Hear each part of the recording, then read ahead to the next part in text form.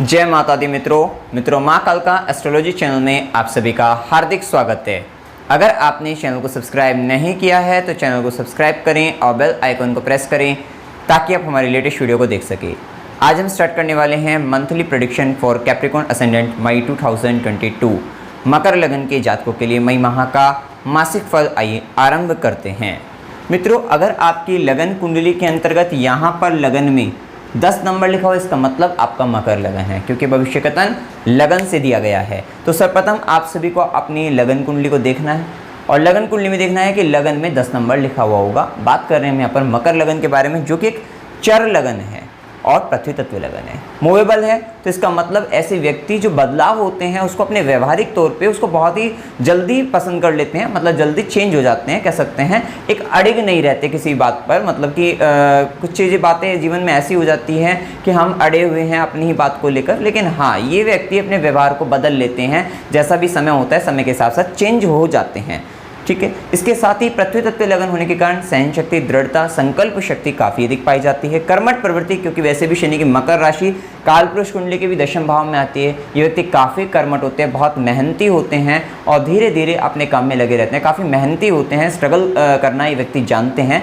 इस तरीके का व्यवहार यहाँ पर होता है। और साथ ही ये व्यक्ति काफ़ी महत्वाकांक्षी होते हैं और अपने लेवल से जो अपना सामर्थ्य है उससे कई गुना मतलब ऊंचाई का ये जो लेवल होते हैं, मतलब ये जो टारगेट होते हैं उसको फिक्स करते हैं और फिर उस पर काम करते हैं और आगे बढ़ते हैं। इस तरीके का व्यवहार इनका पाया जाता है। अब देखिए, यहाँ पर मई माह के अंतर्गत सबसे पहले लग्नेश, जो कि शनिदेव कुंभ राशि के अंतर्गत 29 अप्रैल से ही गोचर आरंभ हुआ इनका, और ये सेकंड हाउस के अंतर्गत अभी गोचर कर रहे हैं। लग्नेश का द्वितीय भाव के अंतर्गत जाना, तो ये स्थिति आपका कहीं ना कहीं अपने परिवार कुटुंब की तरफ आपका विशेष ध्यान जाने वाला है। परिवार की जिम्मेदारी आपके ऊपर ज़्यादा बढ़ती हुई दिखाई देगी। आप परिवार को आप ज़्यादा सोच विचार, परिवार के लिए ज़्यादा सोच विचार आप करते हुए नजर आ रहे हैं, ये स्थिति यहाँ पर पता लगती है। थोड़ा सा चिंता आपको परिवार को लेकर रह सकती है, ये प्रभाव रहेगा। इसी के साथ देखिए, शनि का जो प्रभाव रहेगा और अभी मंगल का भी प्रभाव जब तक वाणी भाव पर चल रहा है 17 मई तक, तो थोड़ा सा वाणी को लेकर थोड़ा सावधान रहेगा। कड़वी वाणी या अप्रिय सत्य बोलने से बचिएगा, या जल्दबाजी में कुछ गलत बोलने से आपको बचना है। इस बात को भी आपको विशेष ध्यान देना है।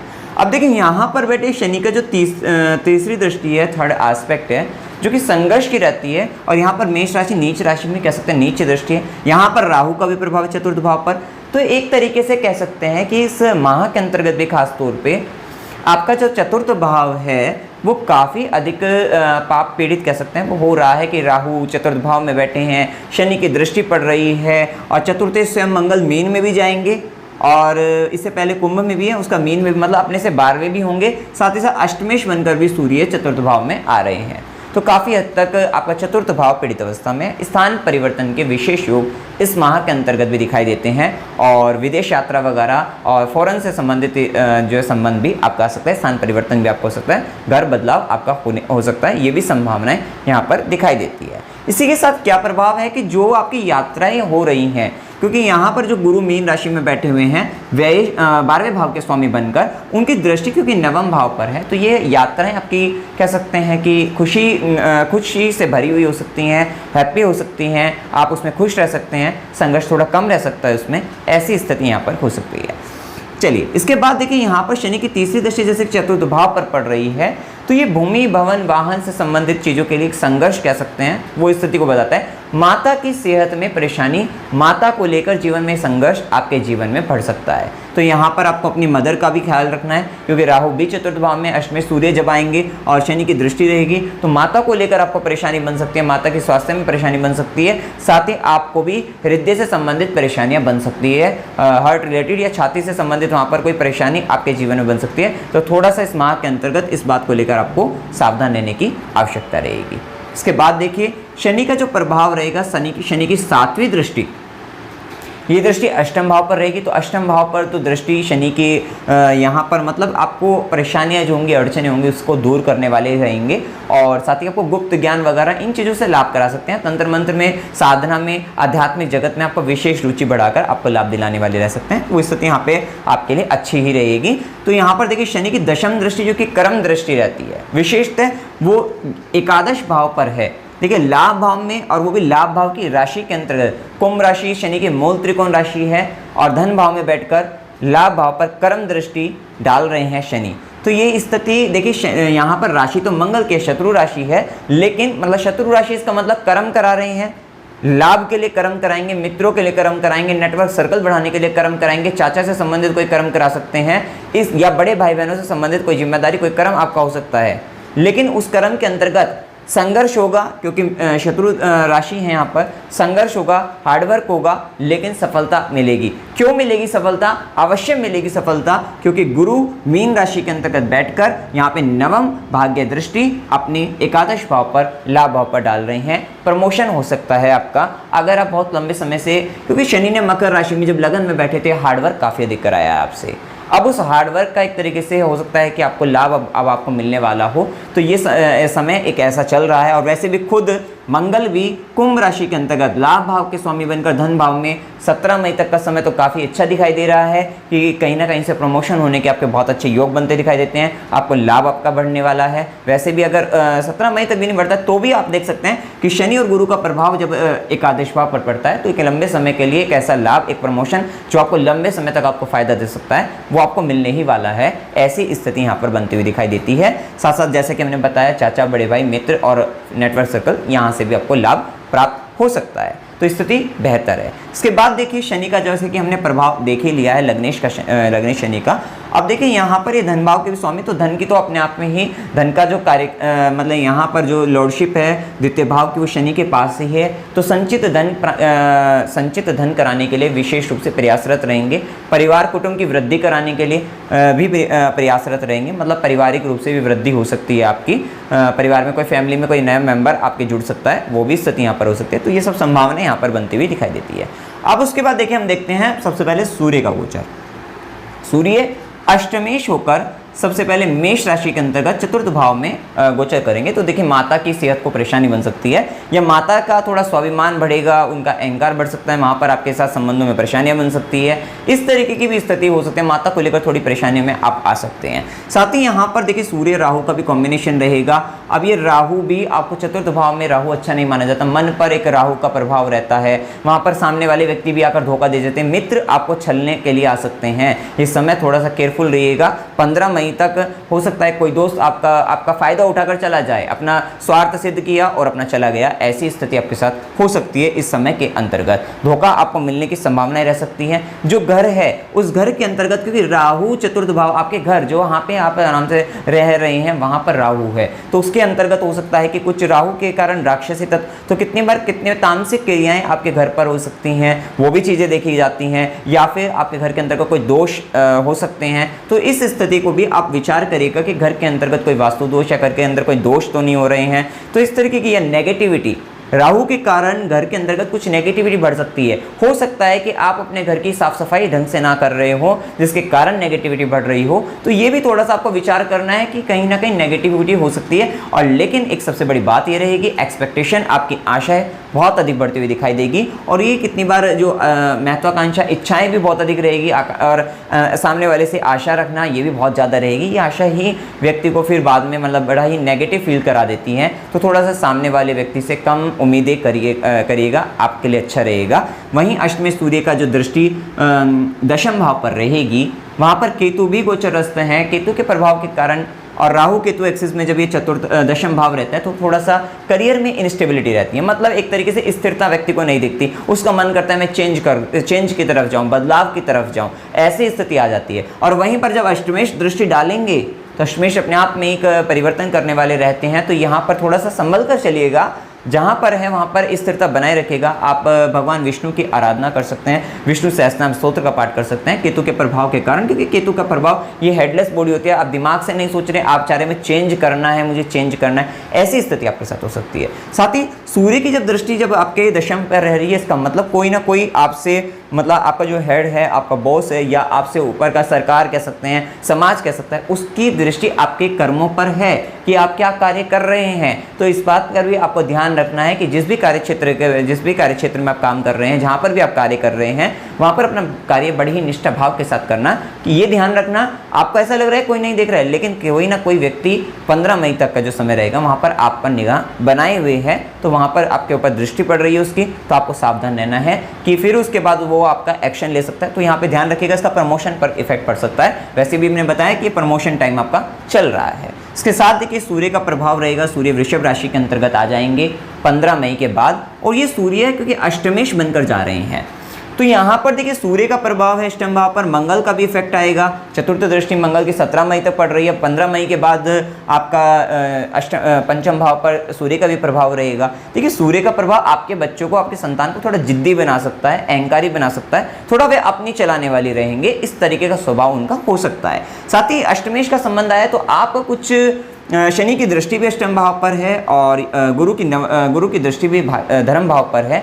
आप कुछ यहाँ पर अकल्ट से रिलेटेड पढ़ते हुए दिखाई दे सकते हैं। आपका ध्यान थोड़ा सा मतलब ये आपका तंत्र मंत्र या फिर आपकी ज्योतिष विद्या, वामस्ट्री वगैरह इस तरफ की ओर आपका जा सकता है ध्यान, ये भी स्थिति बन सकती है। सूर्य जैसे गर्म ग्रह और ये अग्नि कारक ग्रह जब पंचम भाव में बैठ जाते हैं तो थोड़ा सा गर्भवती महिलाओं पर मंगल की दृष्टि पड़ जाती है, तो गर्भवती महिलाओं को सावधान रहना चाहिए। देखिए यहाँ पर आपको जब केयरफुल कहा जाता है तो थोड़ा सा सावधान रखिए, डॉक्टर की सलाह वगैरह लेते रहिएगा और जो रेमेडी बताई जाती है उसको रेमेडी को कर लीजिएगा, शांति रहेगी। तो ये बस एक आपको थोड़ा सा सचेत करने के लिए बताया जाता है, कोई ऐसा नेगेटिव स्थिति आपके मन में डालने के लिए, आपको परेशान करने के लिए नहीं, ये आपके लाभ के लिए ही बताई जाती है। तो थोड़ा सा यहाँ पर आपको केयरफुल रहना, गर्भवती महिलाओं को यहाँ पर केयरफुल रहने की आवश्यकता रहेगी। वैसे नवम भाव के स्वामी बनकर, क्योंकि त्रिकोण के स्वामी बनकर जब बुध का संबंध मित्र के घर में बुध यहाँ पर चलेंगे पंचम भाव में, ये एक अच्छी स्थिति है जो कि इन चीज़ों को मतलब पंचम से संबंधित नेगेटिव चीज़ों को मेंटेन करने वाली रहेगी, ये हम यहाँ पर स्थिति कह सकते हैं। इसी के साथ देखिए सूर्य का प्रभाव यहाँ पर आपने देख लिया है कि सूर्य का प्रभाव थोड़ा सा अपने ज्ञान का भी अहंकार करा देता है। हमें ये चीज़ें आती हैं, आपको नहीं आती है, तो अपनी ही बातों का, अपने ही ज्ञान का अहंकार व्यक्ति को होने लग जाता है, वो स्थिति आ जाती है। तो थोड़ा सा यहाँ पर आपको बस संतान में गर्भवती महिलाओं को वहाँ पर सावधान रहना है, अदरवाइज यहाँ पर स्थिति सही है, ये स्थिति आपको थोड़ा सा ध्यान रखनी है। इसके बाद देखिए हम सूर्य के बाद मंगल के प्रभाव को देख लेते हैं। मंगल 17 मई तक कुंभ राशि में, देखिए लाभ भाव के स्वामी बनकर धनेश के साथ मंगल बैठे हैं, तो धन के तो अच्छे योग दिखाई देते ही हैं, साथ ही उन्होंने दृष्टि डाली, चौथी दृष्टि डाली पंचम भाव पर, पंचमेश मीन राशि के अंतर्गत, मतलब कि 23 मई तक पंचमेश स्वयं मीन राशि में उच्च अवस्था के अंतर्गत और तृतीयेश के साथ हैं जो कि पंचम से एकादश भाव है। पंचम का 11वां भाव, पंचम का लाभ आपको है, पंचम की जो डिजायर्स फुलफिलमेंट की हम बात करें वो एकादश, वो तृतीय भाव है, क्योंकि पंचम से जब आप गिनोगे तो ये एकादश आता है और एकादश मतलब लाभ भाव आपको बताता ही है कि लाभ को, और ये पंचम से एकादश है तो इसका मतलब पंचम का लाभ यहाँ पर दिख रहा है और ये पंचम के स्वामी उच्च के होकर लाभ भाव में बैठे हैं अपने से एकादश। तो ये स्थिति ओवरऑल बताती है कि आपको पंचम से संबंधित चीज़ों का लाभ हो सकता है, आपके बच्चे कुछ ऐसा कर सकते हैं, कुछ बड़ा कर सकते हैं आपके लिए जो आपको एक गर्व का कारण आपके जीवन में बन सकता है, ऐसी स्थिति भी हो सकती है। साथ ही साथ यहाँ पर ये भी, क्योंकि सूर्य का भी प्रभाव आया है यहाँ पर, ये भी आप समझ सकते हैं। और साथ ही आपको शेयर मार्केट, धन के बहुत अच्छे योग हैं, अकस्मात धन लाभ के योग बनेंगे, शेयर मार्केट वगैरह से आपको लाभ मिल सकता है, क्योंकि स्वयं भाग्येश वृषभ राशि के अंतर्गत बुध 25 अप्रैल से 2 जुलाई तक गोचर करेंगे। तो एक अच्छा टाइम पीरियड आपको मिल रहा है कि क्योंकि बुध का प्रभाव है, बुध का प्रभाव आपको एक अच्छा इंटेलेक्ट मतलब आपको अच्छी इंटेलिजेंसी का लेवल ये आपको दे सकता है, बौद्धिक क्षमता आपको अच्छी दे सकता है, सोचने विचारने की शक्ति काफ़ी आपके पास अच्छी होगी। और उन्हीं के साथ आप मतलब अगर इन्वेस्ट करते हैं शेयर मार्केट से रिलेटेड तो वहाँ पर आपको एक अच्छा खासा लाभ आपको मिलता हुआ दिखाई दे रहा है। कुल मिलाकर यहाँ पर देखा जाए तो शेयर मार्केट का लाभ आपको अच्छा खासा दिखाई दे सकता है। आपको आपके जो प्रेम संबंध है वहाँ पर आपको धन लाभ की मतलब वो भी आपको फायदा देते हुए नजर आ सकते हैं, उनसे आपको प्रॉफिट हो सकता है। तो या फिर कोई व्यक्ति बहुत लंबे समय से सोच रहा था कि प्रेम संबंधों के लिए, तो यहाँ पर जब भाग्येश बनकर जब पंचम भाव में जाएंगे और शुक्र भी मीन राशि में उच्च के हो जाएंगे तो यहाँ पर आपको अपने ही आस पड़ोस मतलब अपने ही जहाँ पर आप काम कर रही हैं, जहाँ पर आप रह रहे हैं वहीं के आसपास में ही आपका कोई प्रेम संबंध भी बन सकता है। ऐसी स्थिति आपके जीवन में हो सकती है। लेकिन प्रेम संबंधों में क्योंकि चतुर्थ दृष्टि मंगल के, जल्दबाजी मत करिएगा, जल्दबाजी करेंगे तो वो आपका दिक्कत का कारण बन सकता है, ये स्थिति भी यहाँ पर हो सकती है। इसके बाद देखिए शुक्र का प्रभाव मीन राशि में एकादश ये तृतीय भाव पर जब रहता है तो व्यक्ति लिखने यहाँ पर एक बात और है कि आपका अगर प्रपोजल भी होगा, क्योंकि तीसरे भाव से हम लेखन कार्य देखते हैं, लिखने का कार्य रहता है, तो हो सकता है कि आप अगर किसी को प्रपोज भी करते हैं तो लिखकर आप किसी को लेटर दे सकते हैं, लव लेटर दे सकते हैं। ऐसी स्थिति भी इस माह के अंतर्गत खास तौर पे 27 अप्रैल से 23 मई जब तक शुक्र मीन राशि के अंतर्गत हैं ये स्थिति होना स्वाभाविक है, संभव हो सकती है, ये स्थिति बनती हुई दिखाई देती है। लेखन कार्य से आपको लाभ हो सकता है, लेखन कार्य में बड़ा सुंदर सुंदर सजा कर आप लिख सकते हैं। मतलब आपका लेख भी सुंदर होता हुआ दिखाई दे सकता है। जो माताएं बहनें अपने बच्चों के लिए मतलब लिखाई का कार्य उनका सुंदर करवाना चाहते हैं तो इस समय के अंतर्गत अगर उनका मकर लगन है तो करवाएं तो उनके लिए फायदेमंद रहेगा, उनका लेख सुंदर होने की संभावनाएं बनेगी। साथ ही क्योंकि गुरु और शुक्र जैसे ग्रहों की दृष्टि जब नवम भाव पर रहेगी तो आपका कहीं ना कहीं आपका धार्मिकता का लेवल भी आपका अच्छा बढ़ेगा, मतलब धर्म कर्म के कार्यों में विशेष रूप से रुचि बढ़ेगी, वहां पर धार्मिक यात्राएं हो सकती हैं, धर्म कर्म के कार्यों से आपको लाभ हो सकता है, ये स्थिति दिखाई देती है। साथ ही क्योंकि शुक्र का प्रभाव आ रहा है तो शुक्र के प्रभाव में व्यक्ति थोड़ा सा मन के हिसाब से अपनी खुशी के हिसाब से धर्म कर्म के कार्य करता है, अपनी हॉबीज़ को ज़्यादा अहमियत देता है, मतलब कहीं ना कहीं जो वो कार्य है जो हम अपने खुशी के लिए करते हैं, जिसको जो जिन कार्यों को हम कहीं पैसा कमाने के लिए नहीं अपनी खुशी के लिए करते हैं, उस तरीके के कार्य का संबंध इस माह के अंतर्गत आपके जीवन में आ रहा है कि कहीं ना कहीं आप अपनी खुशी से संबंधित पराक्रम करते हुए नजर आएंगे। जिस काम को करने में आपको खुशी महसूस होती है आप वो कार्य वो पराक्रम आप अपने जीवन में इस समय के अंतर्गत आप करते हुए नजर आ रहे हैं। स्थिति अच्छी दिख रही है और शिक्षा से संबंधित ज्ञान से आप लाभ ले सकते हैं क्योंकि पंचमेश जब गुरु मीन राशि के अंतर्गत हैं और ये पंचम से एकादश में तृतीय भाव में संबंध बना रहे हैं, आप अपनी शिक्षा से, आप अपने ज्ञान से, आप अपनी बौद्धिक क्षमता से आप लाभ ले सकते हैं। अच्छा स्थिति यहाँ पर बनती हुई दिखाई देती है। इसके बाद देखिए हम यहाँ पर शुक्र के प्रभाव को अगर हम और देखें तो शुक्र यहाँ पर कर्मेश बनकर पराक्रम भाव से संबंध है, तो ये भी स्थिति यहाँ पर देखते हैं कि कर्म क्षेत्र के अंतर्गत क्योंकि राहु केतु एक्सिस में है आपका और यहाँ पर शुक्र भी तृतीय भाव के अंतर्गत जा रहे हैं, तो ये स्थिति है कि आप कर्म स्थान के अंतर्गत ज़्यादा एफर्ट करने वाले हैं, अपने काम में मेहनत आपके अपनी बढ़ाने वाले हैं। थोड़ा सा ये स्थिति दिखेगी और मन थोड़ा सा वहाँ पे बेकाबू रह सकता है क्योंकि केतु का प्रभाव है, आपके मतलब मन भटक सकता है, आपको ऐसा लगता है कि अरे यार मैं क्या काम कर रहा हूँ, ये काम मेरे लेवल का ही नहीं है, मतलब कुछ ना कुछ ऐसी स्थिति, मतलब कुछ नेगेटिव चीज़ें आपके दिमाग में आ सकती है अपने काम को ही लेकर, वो स्थिति यहाँ पर बन सकती है। अदरवाइज वैसे स्थितियाँ सही हैं और थोड़ा उपाय करोगे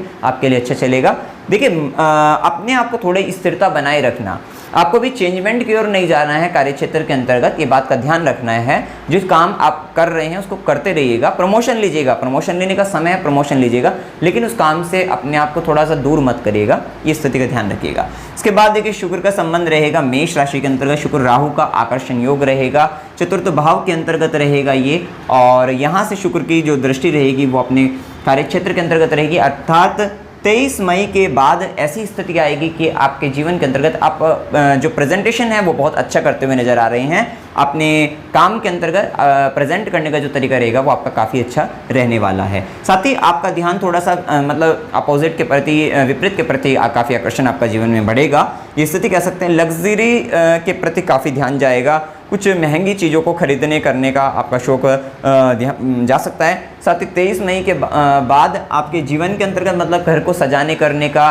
कुछ इंटीरियर डिज़ाइनिंग करने का, आर्ट एंड क्राफ्ट में, इन सब चीज़ों में मतलब क्रिएटिव चीज़ों में विशेष रुचि आपकी बढ़ सकती है, ये स्थिति यहाँ पर दिख सकती है। और वाहन से संबंधित आप सोच सकते हैं वहाँ पर ये भी संबंध यहाँ पर बनता है। ये स्थिति वाहन चलाते वक्त सावधान रहना है, इस बात का आपको ध्यान रखना है इस माह के अंतर्गत भी कि वाहन चलाते वक्त सावधान रहना है कि वाहन चलाने में आप स्पीड से चला रहे हैं वहाँ पे आपको दुर्घटना परेशानी बन सकती है। देखिए वाहन चलाते वक्त विशेष सावधान रहना है क्योंकि स्वयं अष्टमेश का भी संबंध बनेगा और शुक्र भी बाद में आ जाएंगे यहाँ पर, तो थोड़ा सा आपको ध्यान रखना है कि वाहन चलाते वक्त पूरे माह आपको सावधान रहना है, आराम से चलाइएगा वाहन। इसके बाद देखिए शुक्र के बाद हम देखते हैं बुध रह गए हैं, बुध यहाँ पर देखिए षष्ठेश भी हैं और आपके नवमेश बनकर जब बुध पंचम भाव से संबंध बनाएंगे आपको मंत्र साधना वगैरह में भी आपके लिए अच्छा रहेगा, आपके लिए ये मतलब आपकी बौद्धिक क्षमता को बढ़ाएंगे ही, साथ ही आपको कम्युनिकेशन रिलेटेड चीज़ों में लाभ दिला सकते हैं। हो सकता है आप कुछ कई भाषाओं का ज्ञान, मतलब जैसे हो सकता है एक से अधिक भाषा का ज्ञान, दूसरी भाषा का ज्ञान आप प्राप्त करना चाह रहे थे, ये समय आपके लिए अच्छा है कि आप कोई नई भाषा का ज्ञान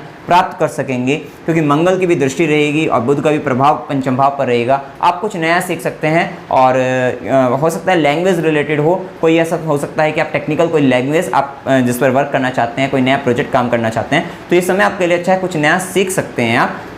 सीखने के लिए एक समय आपके लिए बहुत अच्छे रिजल्ट दिखाई देगा, ये स्थिति दिखेगी। बच्चों की भी बौद्धिक क्षमता में विकास रहेगा, ये स्थिति अच्छी है, आपके लिए बेहतर परिणाम देगी। साथ ही धार्मिक कार्यों में भी आपको फायदा मिलेगा, धर्म कर्म के कार्यों से भी आपको लाभ मिलता हुआ नजर आएगा, ये स्थिति है। और साथ ही उच्च शिक्षा को लेकर अगर आप कहीं हायर एजुकेशन को लेकर सोच रहे हैं तो उच्च शिक्षा को लेकर भी ये समय आपके लिए काफ़ी अच्छा रहेगा क्योंकि गुरु और शुक्र का प्रभाव रहेगा यहाँ पर नवम भाव पर, और नवमेश बनकर स्वयं पंचम भाव में आ रहे हैं। बहुत ही अच्छा समय है आपके लिए। लेखन के कार्य से आपको लाभ मिल सकता है और उच्च शिक्षा के कार्य से आपको लाभ मिल सकता है। कम्युनिकेशन रिलेटेड वर्क से आपको लाभ मिल सकता है। तो ये बात सत्य है कि अगर आप फॉरेन से रिलेटेड, कोई कम्युनिकेशन से रिलेटेड, कोई हायर एजुकेशन से रिलेटेड कुछ सोच रहे हैं तो आप कर सकते हैं। बहुत ही अच्छा समय, आपको सफलता मिलती हुई दिखाई देगी। इसके बाद देखिए शनि का प्रभाव हम देख चुके हैं। गुरु का प्रभाव को एक बार देख लेते हैं। देखिए गुरु यहाँ पर द्वादशेश भी हैं, तृतीयेश भी हैं, तृतीय भाव के अंतर्गत रहेंगे। तो ये बात है कि गुरु को, जब गुरु तृतीय भाव में आते हैं, तृतीय भाव पराक्रम का रहता है। गुरु स्मार्ट वर्क वाले हैं, ये शारीरिक रूप से परिश्रम करने वाले नहीं रहते। लेकिन जब गुरु मीन राशि के अंतर्गत तृतीय भाव में गोचर करेंगे तो एक हो जाता है कि अब तो थोड़ा सा फिजिकली एफर्ट करना ही पड़ेगा, ज़बरदस्ती कह सकते हैं। तो वो स्थिति भी आपको अपनी लाइफ में देखने को मिलेगी कि आपको कहीं ना कहीं फिजिकली एफर्ट इस केस में, गुरु के केस में, मतलब जो वैसे तो आप मकर लगन के फिजिकल एफर्ट आपका रहता ही है, आप काफ़ी हार्ड वर्कर हैं, वो स्थिति। लेकिन गुरु के केस में यहाँ पर रहता ही है कि कुछ ऐसे कार्य जो शिक्षण संबंधित कार्य ही हों, उसके अंतर्गत भी आपको थोड़ा स्मार्ट वर्क तो आप करते ही होंगे, लेकिन यहाँ पर गुरु के केस में आपको कहीं ना कहीं हार्ड वर्क और अलग से ऐड होता हुआ नजर आएगा, वो स्थिति कह सकते हैं। साथ ही गुरु का प्रभाव आपको लेखन कार्य वगैरह से आपको बहुत अच्छा लाभ दिला सकता है। आप कुछ धार्मिक लेख भी आप लिख सकते हैं, उन सब चीज़ों में भी आपको फायदा देने वाला रहेगा। ये स्थिति मतलब आपके लिए अच्छी ही रहेगी। इसके बाद देखिए यहाँ पर गुरु की 5वीं दृष्टि आपके सप्तम भाव पर रहेगी, जो कि आपके वैवाहिक सुख का कारण बनेगी। वैवाहिक जीवन के अंतर्गत अगर परेशानियां अड़चनें आ रही थी तो वो दूर होती हुई नजर आएगी। वैवाहिक सुख मिलेगा, विवाह होने की संभावनाएं बनेगी आपके लिए। मतलब कुल मिला के विवाह और वैवाहिक जीवन के लिए बहुत अच्छा रहेगा। साझेदारी के काम में भी आपको फायदा दिला सकते हैं ये। इसके लिए देखिए निर्भर रहता है आपकी जन्म कुंडली में ग्रह स्थिति, चार्ट कैसा है और दशा क्या चल रही है, उन सब बातों पर निर्भर रहता है। साथ ही गुरु की 7वीं दृष्टि उच्च शिक्षा को लाभ देगी। पिता, गुरु, इन सबसे आपको फायदा दिला सकती है और लाभ दिला सकती है। गुरु के सानिध्य में रहोगे, आपको फायदा मिलेगा, आपको लाभ मिलेगा, वो सब चीज़ें अच्छी है। साथ ही उच्च शिक्षा के लिए आपके लिए अच्छा। धार्मिक कार्यों में रुचि, धार्मिक कर्मकांडों में आपका खर्चा भी हो सकता है, इन सब चीज़ों के लिए, क्योंकि वैश बनकर गुरु नवम भाव को देख रहे हैं तो धार्मिक मंदिर निर्माण वगैरह के कार्य होते हैं, उन सब में आपका खर्चा हो सकता है। वहाँ पर आप पैसा लगा सकते हैं, दे सकते हैं, दान कर सकते हैं। मतलब दान पुण्य के कार्य में भी आपके लिए अच्छा रहेगा। वहीं गुरु की नवम दृष्टि, भाग्य की दृष्टि, आपको प्रमोशन दे सकती है, आपके मित्रों से आपको लाभ दिला सकती है। खासतौर पर जब तक सूर्य चतुर्थ भाव में, जैसा कि हमने इस माह के लिए बताया है, तो वहाँ पर आपको सावधान रहना है कि छल करने के लिए, धोखा देने के लिए आपको आपके मित्र आ सकते हैं, तो वहाँ पर थोड़ा सावधान रहिएगा। तो इस बात की ओर इशारा होता है। और वैसे प्रमोशन वगैरह के लिए, नेटवर्क सर्कल बढ़ाने के लिए गुरु की दृष्टि अच्छी है, क्योंकि शनि और गुरु दोनों का प्रभाव एकादश भाव से है। तो आपकी जन्म कुंडली के अंतर्गत अगर एकादश भाव से संबंधित कोई भी दशा अंतर्दशा अगर आपकी चल रही है, लाभ भाव से संबंधित दशा अंतर्दशा चल रही है, लाभ भाव में बैठे ग्रह की दशा हो, लाभ भाव को देखने वाले ग्रहों की दशा अंतर्दशा हो, या लाभ भाव के स्वामी की दशा हो, तो ये सारी अगर इस तरीके की स्थिति की अगर दशा आपकी चल रही है तो आपको कहीं ना कहीं लाभ हो सकता है। लाभ होने की संभावना है, मित्रों से लाभ, बड़े भाई बहनों से, चाचा से, इन सब से लाभ होने की, या नेटवर्क आपका बढ़ता हुआ दिखाई देगा। ऐसी स्थिति आपके में अवश्य बनेगी। ये स्थिति देखेंगे कि शनि और गुरु दोनों का प्रभाव लाभ भाव से बनता हुआ दिख रहा है। वहीं पर देखिए राहु का प्रभाव थोड़ा सा ध्यान रखिएगा। राहु मन में भ्रम उत्पन्न कर देगा, भ्रमित करता है, छल करता भी है, करवाता भी है और हो भी जाता है। मतलब धोखा मिल भी जाता है, धोखा देने की शक्ति को भी बढ़ाता है। ऐसी स्थिति राहु बना देता है। तो राहु जी के लिए यहाँ पर उपाय जो बताएंगे, जैसे कि दुर्गा माता का मंत्र बताएंगे आपको, तो वो आपको जब करना है, उस स्थिति को ध्यान रखना है। राहु के कारण यहाँ पर थोड़ा सा मन विचलित रहता है व्यक्ति का, ठीक है, वो स्थिति राहु यहाँ पर बना देते हैं, ठीक है। अब इसके बाद देखें यहाँ पर शुभ दिन देख लेते हैं। 1 से 4, 6 से 9, 11 से 13, 16 से 18, 20 से 22, 24 से 26, 29 से 31 ये दिन आपके लिए शुभ रहेंगे। अशुभ दिनों में 4 से 6, 9 से 11, 18 से 20 ये दिन आपके लिए शुभ हैं। अशुभ दिनों में मानसिक तनाव, परेशानी, चिंता ये आ जाती हैं, या किसी तरीके का दुख का संबंध आ जाता है, कोई शत्रु आ जाता है, वो परेशानी उत्पन्न कर देता है, या फिर कुछ ना कुछ लॉसेस, खर्चे वगैरह हो जाते हैं। यात्रा के योगों की बात करें तो अकस्मात यात्रा हो सकती है। 4 से 6, 9 से 11 मनोरंजन के लिए यात्रा करना चाहते हैं, 6 से 9 का दिन आपके लिए अच्छा रहेगा। धार्मिक या तीर्थ यात्रा करना चाहते हैं, 11 से 13 का दिन अच्छा रहेगा।